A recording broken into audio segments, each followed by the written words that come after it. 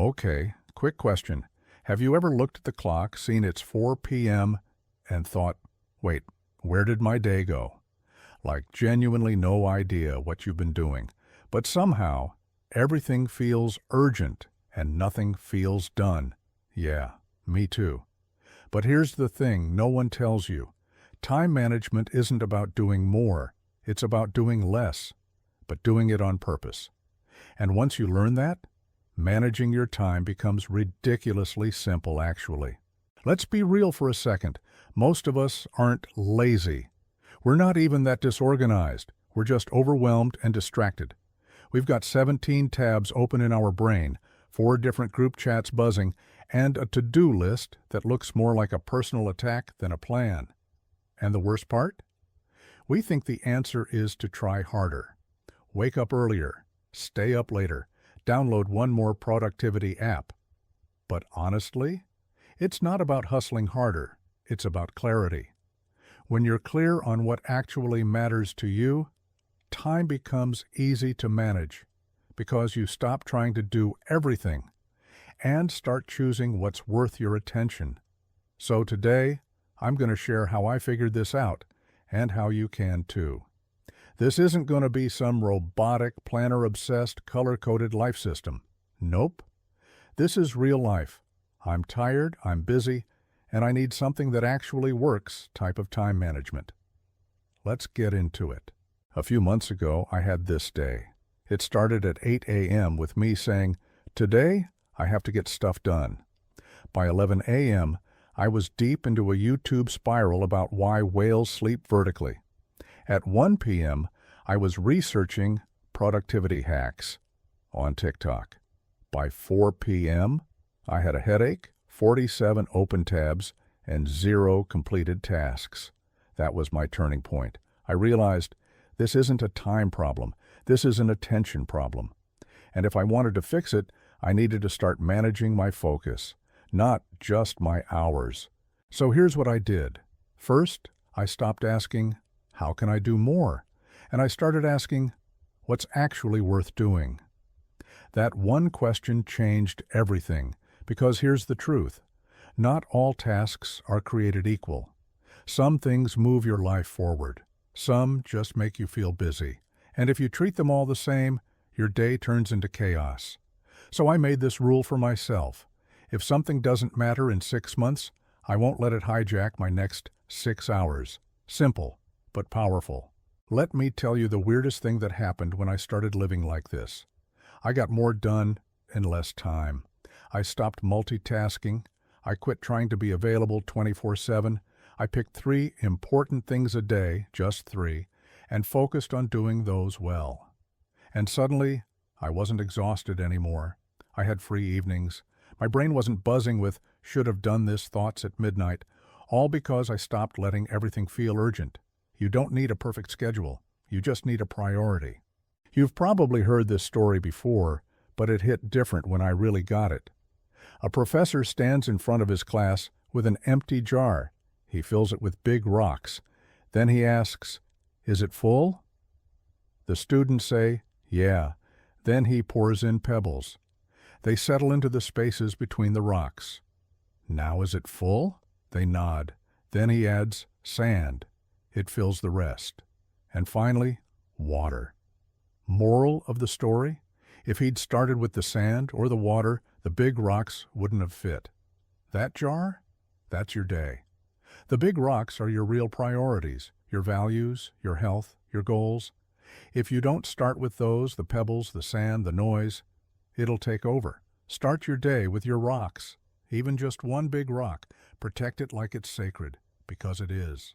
I used to be a full-time resident in the I'll do it later zone. You know the place? It's cozy. It smells like procrastination and shame. But here's the catch with later. Later always shows up tired. You think you'll feel motivated tomorrow. But future you is still you, just older and probably hungrier. Waiting to feel ready is a trap. You don't need more motivation. You need a 10-second window of action. Just start. Not the whole thing, just the first 5 minutes. Set the timer. Open the file. Write the first sentence. wash the first plate. Momentum makes everything feel easier. Let me tell you something that might sting a little. You do have time. You just might be spending it on stuff that doesn't deserve it. I know. I've been there. Endless scrolling. Saying yes when you mean no. Perfecting something that doesn't even matter. But once you see that, really see it, it gets easier to say, not today. My time is mine. That's when things change. Not overnight, not magically, but gradually, beautifully, simply. Time management isn't about packing your day like a suitcase about to burst. It's about designing your day like a canvas, choosing what gets space, what gets light, what gets framed. And the best part? You don't need a fancy app. You don't need to wake up at 5 a.m. You don't even need to feel organized. You just need to decide what matters and start protecting it. That's what we're going to explore even deeper in the next part of this video. We'll talk about the invisible time leak stealing your energy, how to finally make a daily rhythm that doesn't burn you out, and what to do when life really gets messy. But for now, take a breath. Look at your time not like a burden, but like a gift.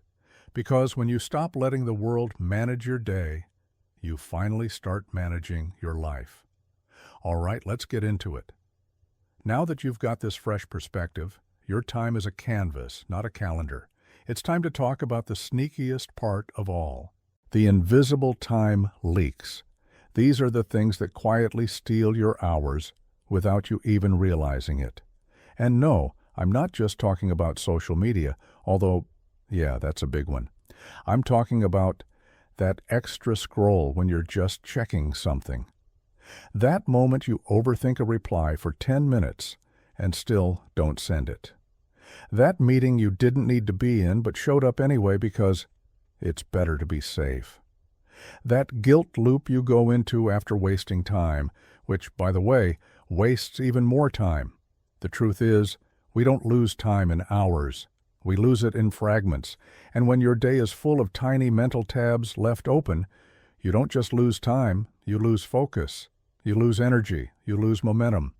So what do? You close tabs, literally and mentally. When you're done with something, be done with it. Move on. Give yourself that permission. And if something's taking up space in your head, like a half-made decision or a tiny task you keep avoiding, either do it now or decide when you'll do it.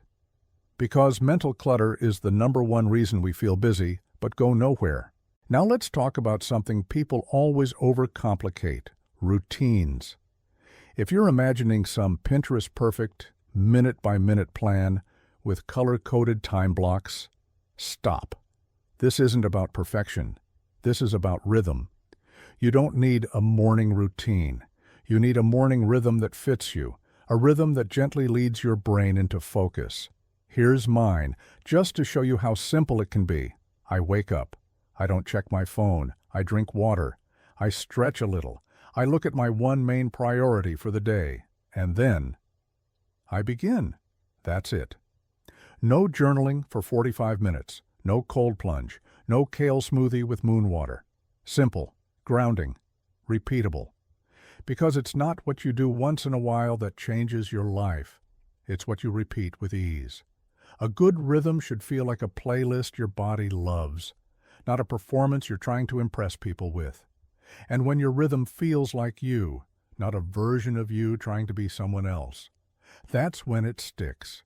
Now let's be honest, some days, your rhythm's gonna fall apart. You'll oversleep. You'll miss a deadline. Life will throw you a curveball that smashes your schedule into pieces. Here's what you don't do in that moment. You don't throw the whole day away. You don't say, "Ugh, today's ruined. I'll start fresh tomorrow." Nope. You hit the reset button. It's always available, at any time. You can reset your day at 10 a.m. or 2 p.m. or 9:47 p.m. if you need to. All it takes is one intentional action, one moment that says, "I'm back in the driver's seat now." You don't need the whole day to go right. You just need to own one part of it. That's what creates trust with yourself again. So don't wait for a new day. Create a new moment right now. Now, Let's talk about one of the most powerful time management tools that doesn't get enough credit. The word no. Not in a rude way, not in a dramatic, cut everyone off way, but in a clear, kind, self-respecting way. You see, every yes you say is a no to something else, usually your own priorities. So when you say yes out of guilt, or because you don't want to disappoint someone, or because it's just easier to go along with it, you're giving away your time like it's candy. But your time isn't candy, it's currency. You've only got so much of it, so spend it like it matters, because it does. Say yes to what expands you, say no to what exhausts you, and learn to say not now to things that can wait. Protecting your time is not selfish. It's how you stay available for what matters most. So now let's pull this all together without turning it into a checklist. You've got this beautiful, one-of-a-kind life, and every day you're handed 24 fresh hours to spend however you choose. You don't need to do more. You need to do less, but better. Start with clarity. What actually matters? Cut the leaks. Where is your time slipping away? Create rhythm, not rigidity. What small routine would future you thank you for? Be kind, not perfect. If your day falls apart, restart. Don't retreat. And most of all, say no, kindly, firmly, to protect your yes.